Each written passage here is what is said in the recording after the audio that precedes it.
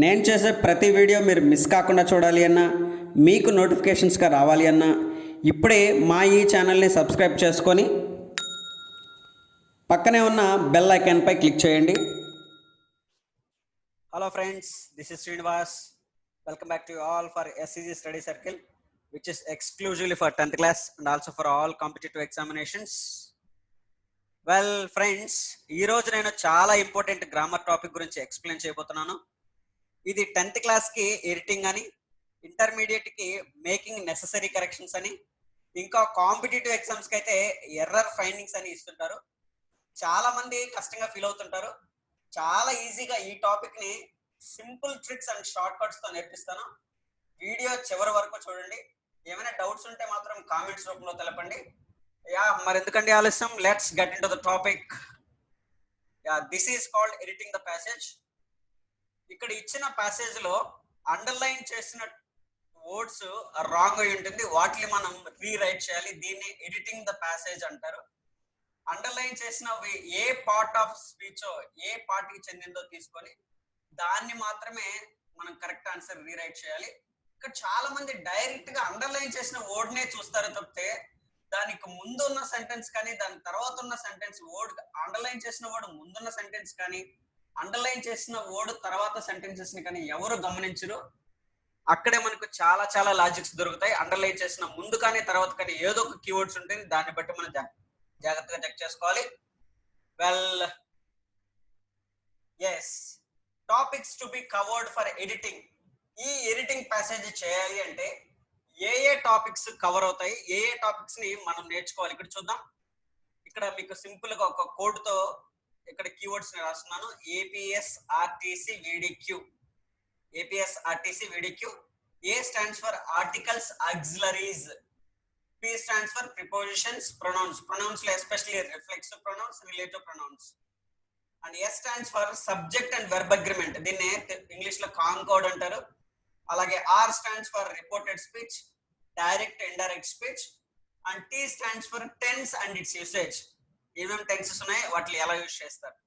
అలాగే conjunctions, fan boys especially. V stands for voices, active passive voice రెండిట్ల మీద. D stands for degrees of comparison. And Q stands for question and its formations. ఈ topics అన్ని కనుక మనం perfect గా నేర్చుకుంటే ఎడిటింగ్ ప్యాసేజ్ చాలా చాలా ఈజీగా నేర్చుకోవచ్చు. అండ్ కాబట్టి నేను ఇవన్నీ ఎక్స్ప్లెయిన్ చేసే ముందు కొన్ని షార్ట్ కట్స్ అండ్ కీవర్డ్స్ అని వాటి ఏంటో ఎక్స్ప్లెయిన్ చేస్తాను. వెల్, ఇక్కడ చూడండి సమ్ ఇంపార్టెంట్ ఇన్స్ట్రక్షన్స్ అని. ఇక్కడ నోట్ ఏంటి అంటే డూ కానీ డస్ కానీ డిడ్ కానీ always follows base form of the verb. ఇక్కడ for example why did he came late, ఇక్కడ కేమ్ అండర్లైన్ చేస్తారు అంటే దాని అర్థం అది రాంగ్ అని అర్థం. మనకి ఎలా తెలుస్తుంది, అక్కడ ఆల్రెడీ ఇన్స్ట్రక్షన్ ఇచ్చారు. డూ కానీ డిడ్ కానీ డస్ కానీ అండర్లైన్ చేసిన ముందు సెంటెన్స్ తర్వాత సెంటెన్స్ చాలా జాగ్రత్తగా ఎత్తుకాలి. ఏదో ఒక కీవర్డ్ మనకు దొరుకుతుంది. ఇక్కడ చూడండి డిడ్ వచ్చింది. డిడ్ ఎప్పుడు కూడా base form of the verb నే ఫాలో అవుతుంది, అంటే వర్బ్ 1 నే ఫాలో అవుతుంది. ఇప్పుడు ఆన్సర్, కరెక్ట్ ఆన్సర్ ఏంటి, డిడ్ అండ్ కమ్. డిడ్ వచ్చింది కాబట్టి దానికి కమ్ అనే రాయాలి. అలాగే సెకండ్ సెంటెన్స్ లో చూడండి ఐ డిడ్ నాట్ వెంట్, ఇక్కడ డిడ్ ఇచ్చారు కానీ V2 ఇచ్చారు, అక్కడ ఏం రావాలి, గో రావాలి. థర్డ్ వన్ చూడండి she doesn't sings a song. Already ఒకసారి డజ్ వచ్చిన తర్వాత పక్కన వెర్బ్ 1 నే వస్తుంది, SCS రాకూడదు. సో ఇక్కడ చూడండి does Singh is right answer. ఇది ఫస్ట్ రూల్, చాలా చాలా ఇంపార్టెంట్. డూ డస్ డిడ్ ఎప్పుడు కూడా పక్కన వెర్బ్ 1 నే ఫాలో అవుతుంది. అండర్లైన్ చేసిన ముందు సెంటెన్స్ లో డూ కానీ డస్ కానీ డిడ్ కానీ ఉన్నాయంటే నో డౌట్ పక్కన అండర్లైన్ చేసిన వర్బ్ V1 లోనే ఉండాలి, అంటే బేస్ ఫామ్ లోనే ఉండాలి. Next main important, modal verbs 13 ఉన్నాయి. ఈ 13 మోడల్ వర్బ్స్ ఎప్పుడు కూడా పక్కన V1 నే ఫాలో అవుతాయి ఇన్ యాక్టివ్ కన్స్ట్రక్షన్, అంటే యాక్టివ్ వాయిస్ లో. ఇక్కడ చూడండి మోడల్ వర్బ్స్ ఏమున్నాయి, will, would, shall, should, can, could, may, might, must, need, dare, ought, use it. Simple గా షార్ట్ కట్ చెప్తాను చూడండి. అండ్ ఈ 4 ఎలాగ గుర్తుంటాయి, will, would, shall, should, can, could, may, might. 4 2s are 8. MNDOU మనోడు, short cut లో గుర్తుపెట్టుకోండి, మనోడు, MNDOU.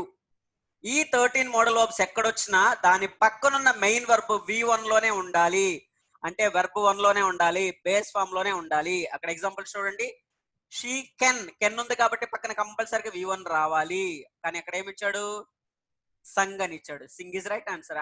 I mean in active voice లో, యాక్టివ్ కన్స్ట్రక్షన్ లో. సెకండ్ ఎగ్జాంపుల్ చూడండి, ఐ విల్ వెంట్. విల్ ఎప్పుడు కూడా పక్కన V1 ఫాలో అవుతుంది కాబట్టి go.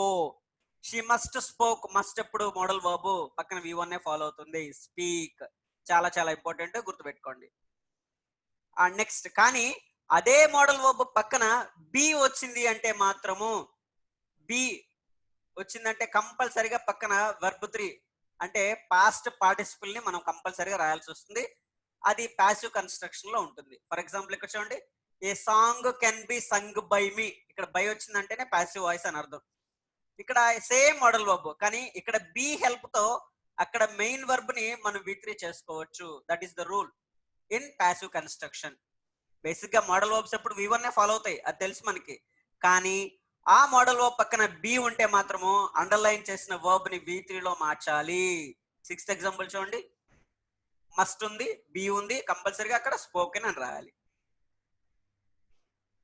Next, to infinitive always follows base form of the verb. To అనే వర్డ్ ఎక్కడొచ్చినా దాని పక్కన ఉన్న అండర్లైన్ చేసిన వర్డ్ V1 లోనే ఉండాలి. He wanted to speak English.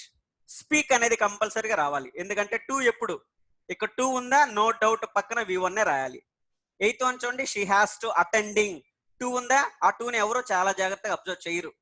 ఎప్పుడు చాలా మంది నేను అబ్జర్వ్ చేస్తుంటాను, అండర్లైన్ చేసిన వర్డ్ని ఏం రాయాలబ్బా అని ఆలోచిస్తుంటారు, కానీ దానికి ముందున్న సెంటెన్స్ తర్వాత ఉన్న సెంటెన్స్ ని అస్సలు పట్టించుకోరు. కానీ అది చాలా చాలా తప్పు ఫ్రెండ్స్. అండర్లైన్ చేసిన ముందు సెంటెన్సెస్ లో కానీ తర్వాత సెంటెన్స్ లో ఏదో ఒక లాజిక్ ఉంటుంది. That is editing the passage.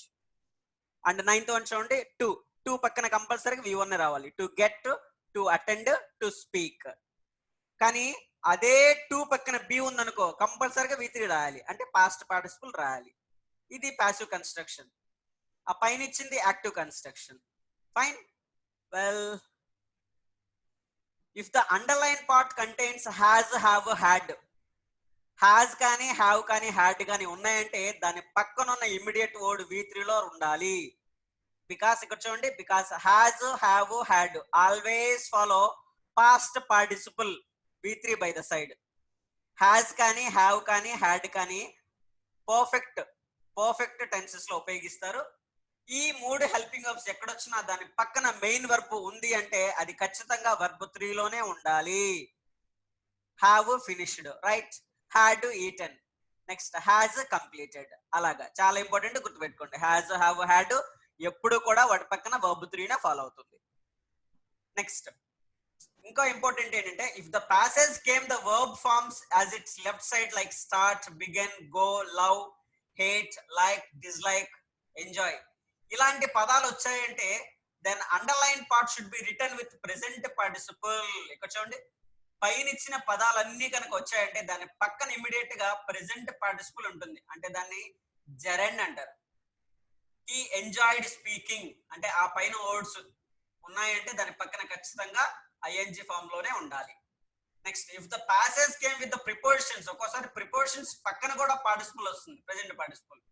ఇక్కడ చూడండి, ఆఫ్ కానీ, నెక్స్ట్ ఇన్ కానీ, బై కానీ, ఎట్ కానీ, ఇట్స్ కానీ లెఫ్ట్ సైడ్ లో వస్తే underline part should be present participle, అంటే V4 యూస్ చేయాలి.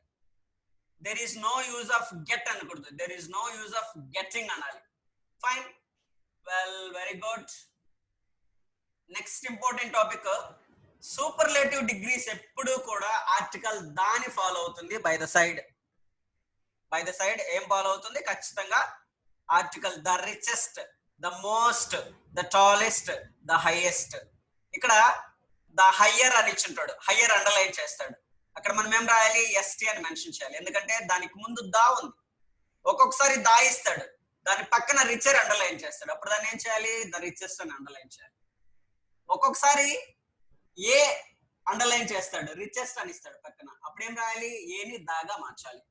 ఇక్కడ మనం ఒకటి గుర్తుపెట్టుకోవాలి, అండర్లైన్ చేసిన పార్ట్ ఆర్టికల్ అయితే ఆర్టికల్ నే పెట్టండి, అండర్లైన్ చేసిన పార్ట్ ప్రిపోజిషన్ అయితే ప్రిపోజిషన్ నే పెట్టండి, అండర్లైన్ చేసిన పార్ట్ వర్బ్ అయితే వర్బ్ నే సెలెక్ట్ చేసుకోండి, కంజంక్షన్ అయితే కంజంక్షన్ రాయాలి. చాలా మంది ఏదేదో రాసేస్తుంటారు, అలా రాయకూడదు. అది ఏ పార్ట్ ఆఫ్ సంబంధించిందో దాన్నే రాయాలి. Next, comparative degree always follow then by the side. Higher than, taller than, greater than, richer than. Higher than comparative ఉందంటే దాని పక్కన టిహెచ్ఏఎన్ ఉండాల్సిందే. Next, pair of verbs always comes with the conjunction and without any change. For example comes and goes. ఇక్కడ ఒక comes underline చేస్తాడు, దాని పక్కన and ఇచ్చి గోస్ అని ఇచ్చుంటాడు. అంటే అప్పుడు ఏదేమవుతుంది, రెండు అండుతో కంబైన్ అయి ఉన్నాయంటే రెండు pair of verbs same part లో వస్తుంది.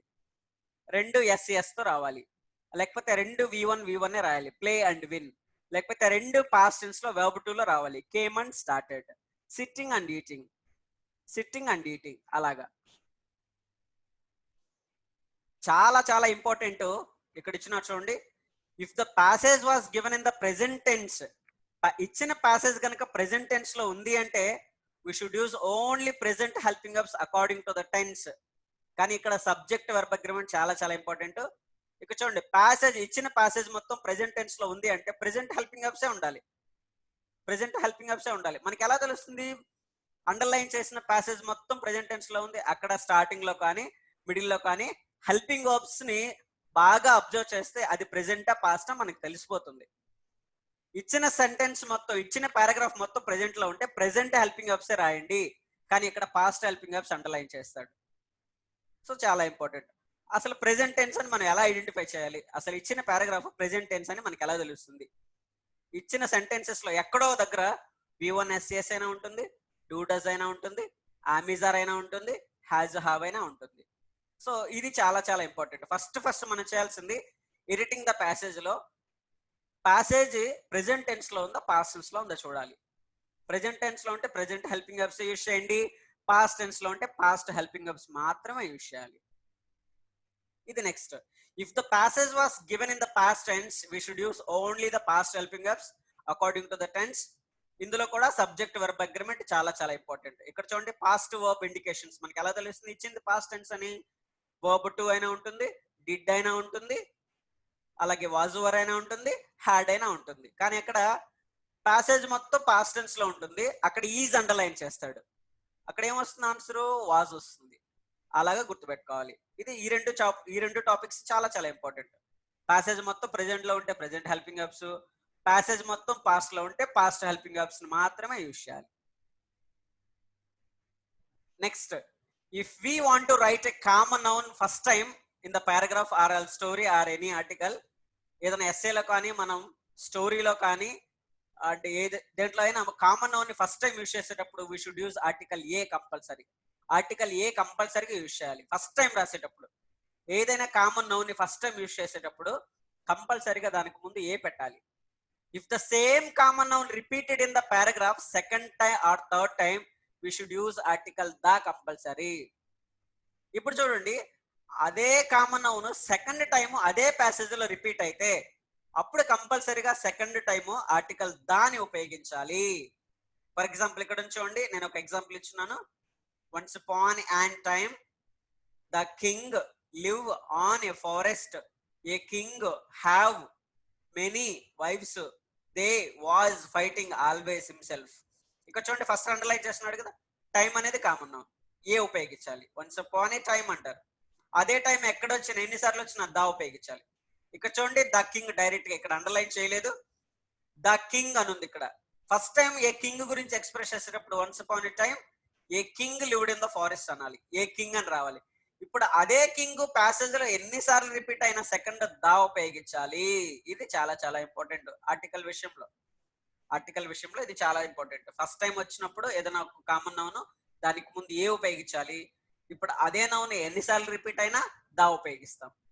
అలాగే సెంటెన్స్ మొత్తం పాస్ట్ టెన్స్ లో ఉంది. ఈ సెంటెన్స్ మొత్తం పాస్ట్ టెన్స్ లో ఉందని మనకి ఎలా తెలుస్తుంది, ఇక్కడ చూడండి వన్స్ ఉందా, వన్స్ అంటేనే పాస్ట్ టెన్స్ ఒకనొకప్పుడు. అప్పుడు లివ్ అనేది పాస్ట్ టెన్స్ లోకి మార్చుకోవాలి, లివ్డ్. ఆన్ ఏ ఫారెస్ట్ అనకూడదు, ఇన్ ద ఫారెస్ట్. అంటే పర్టికులర్ ఫారెస్ట్ లో. And second time a king అని ఇచ్చాడు, తప్పు, ఇది ద కింగ్ అని రాయాలి. అలాగే సబ్జెక్ట్ వర్బ్ అగ్రిమెంట్ చూడండి, the king had many wives. King had, the king. ఇక్కడ పాస్ట్ టెన్స్ లో ఉంది కాబట్టి హ్యాజ్ రాయకూడదు, అంటే ఒకప్పుడు చాలా మంది భార్యలు ఉండేవాళ్ళు అని చెప్పడానికి హ్యాడ్ ఉపయోగించాలి. ఇది సబ్జెక్ట్ వర్బ్ అగ్రిమెంట్ అంటారు. మెనీ వైఫ్స్ అనకూడదు. వైఫ్స్ అనే వర్డ్ ఎక్కడా లేదు. ఏదైనా ఒక వర్డ్ ఎఫ్ తో కానీ ఎఫ్ఈ తో కానీ ఎండ్ అయిందంటే దాన్ని ప్లూరల్ చేయడానికి విఈఎస్ అనే ఒక వర్డ్ ని యాడ్ చేయాలి. మర్చిపోకండి, విఈఎస్ వైఫ్స్ అనాలి. కేఎన్ఐఎఫ్ఈ నైఫ్ ఉంది, దాన్ని ప్లూరల్ చేయాలంటే నైవ్స్. ఎల్ఈఏవిఎస్ లీవ్స్ అనకూడదు. ఓకేనా?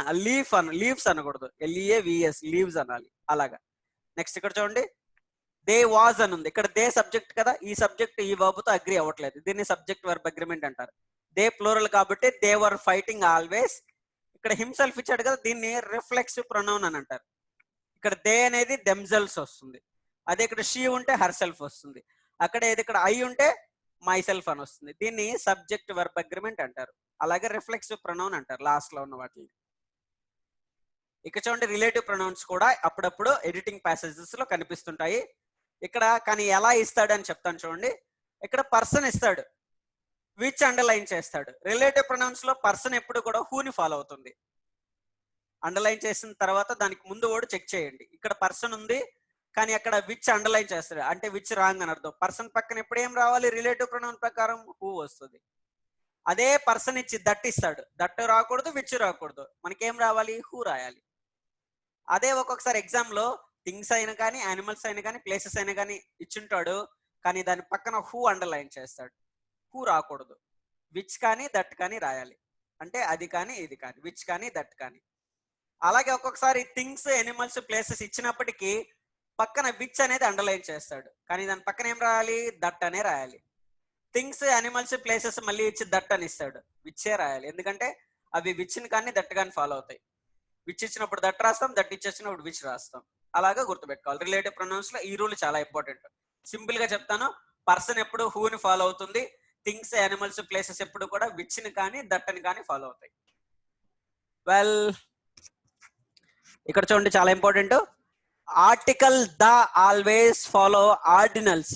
ఆర్డినల్ నెంబర్స్ ని ఫాలో అవుతుంది. The first, the second, the fourth, the last etcetera. Friends, article గురించి ఒక స్పెషల్ మళ్ళీ వీడియో తయారు చేస్తాను.